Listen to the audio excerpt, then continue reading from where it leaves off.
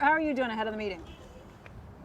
Just the usual routine. No, I don't do anything. A lot of other people are working, but I'm just sitting there reading the paper and drinking cherry Coke.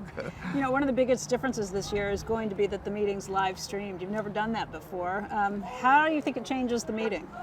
Well, it's interesting. I thought a little bit about the fact that Charlie and I probably say a lot of things that are not initially very intelligible in English, and by the time they get translated, I'm not sure what'll happen. You know, there's all kinds of colloquialisms that I'm sure won't translate very well, but I don't think we'll rise to the occasion and be able to make sure that our speech is better than normal. It's going to be fun. I have no idea how many people will watch or where they'll be. What about in terms of attendance this year? How many expect to come? I think it will be our second largest, but a fair amount, probably close to 10% less than last year. Last year was up a lot.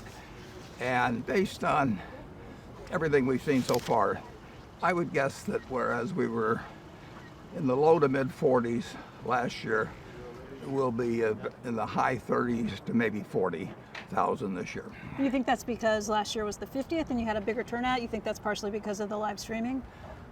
I think it's more the live streaming actually than the 50th. As I look at the ticket requests, the further the distance from Omaha, the more the fall off, and you know, it's just more expensive for people to come in. Yeah, you're talking international visitors. The international's down about a quarter, something not quite a quarter, but almost a quarter, and California and some places like that will be off a fair amount. Okay.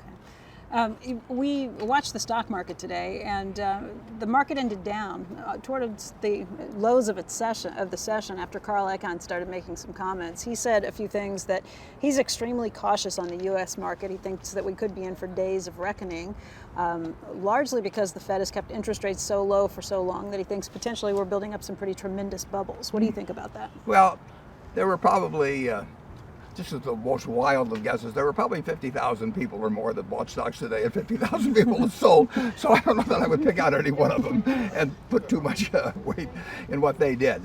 No, I have no idea what the market will do day to day, or why it did what it did today or yesterday. Or do you share any of his sentiment when it comes to worrying about bubbles that could be inflated just by this low interest rate environment? Well, low interest rates act on asset values like gravity acts on physical matter, and if you had zero interest rates and you knew you were going to have them forever, stocks should sell, 100 times earnings or 200 times earnings. I mean, if your alternative is absolutely zero and you know it will last forever. So when interest rates were 15% with Volcker, that was an enormous gravitational pull on the value of all assets, not just stocks. Because an investment is something where you lay out money now to get more money later on. And if you can get 15%, it makes the choices way different than if you get zero. So, and we've had low interest rates now for longer than most people expected. And to some extent, it's changed people's expectancy about interest rates. Well, the 30-year bond reflects people's view about 30-year money. What about negative interest rates in places like Japan and in Europe? Yeah. What does that do? I hope I live to find out. I have no idea. You can read Adam Smith, you can read Keynes, you can read anybody, and you can't find a word, to my knowledge, on prolonged zero interest rates. I mean, that is a phenomenon nobody dreamt would ever happen, and I think it's uncharted territory. That doesn't mean I think it's the end of the world when it ends, but I don't think anybody knows exactly what the full implications are of low interest rates, and I certainly don't. One thing Carl Icahn said today that I thought was pretty interesting is that he'd like to see more fiscal spending. He thinks that the Republicans in Congress, he's long been a Republican, but he thinks the Republicans in Congress right now are almost obsessed with the deficit to a point that he called almost pathological. What do you think about the deficit, how big of a problem it is, and whether we should be spending more as a nation right now? Well, the deficit's not a big problem.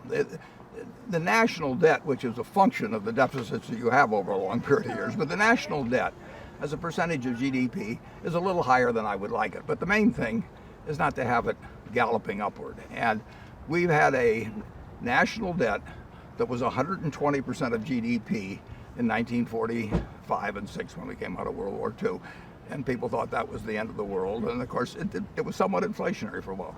But we had enormous prosperity after that. And there are countries around with much greater debt to to GDP ratios than we have. What we have is not dangerous.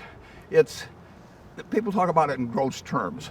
Berkshire had no debt, perhaps, in 1965 when we took it over. If we'd borrowed $3 million, we would have been in big trouble. But we have more earning power now, and this country has incredibly more earning power than it had 30, 40, 50 years ago. And debt can only be evaluated in relation to future income-producing capabilities. And the country's income-producing capabilities have never been larger, and they keep growing. Let's talk about GDP, because the first quarter numbers that came in today stunk. 0.5%. Right. That was the weakest growth in 2 years. Does this feel like a 0.5% GDP economy to Something you? like that. Yeah, it's certainly not accelerating, and it isn't declining, but it's very slow growth. And of course, as you would expect, when the number is very low, it's irregular in various parts of the economy. But the economy is not booming. On the other hand, it's not falling apart in any way, shape, or form either. So economists who say that the quarter that we're in right now already feels like it's better 1.5% to 2%, you don't think so from where you stand? Well, I wouldn't know, but they don't know either. You might know. You have a lot of businesses that Well, you yeah, watch. but I don't see know. the I don't see them lines. accelerating.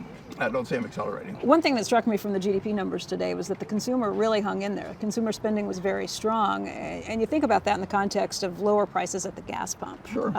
As we're watching oil prices pick up, should we worry that that is going to hurt the consumer, that maybe we've taken for granted all of this extra spending they've been doing because of low gas prices? Yeah, well, but they're still low. I mean, and sure, if it goes back to $100 a barrel, that's a difference.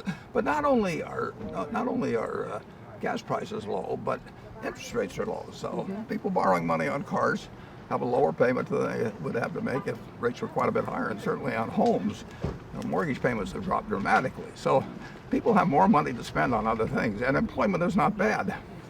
What do you see just in terms of the economy through a lot of different sectors? And you have so many businesses and so many reads that you get on this.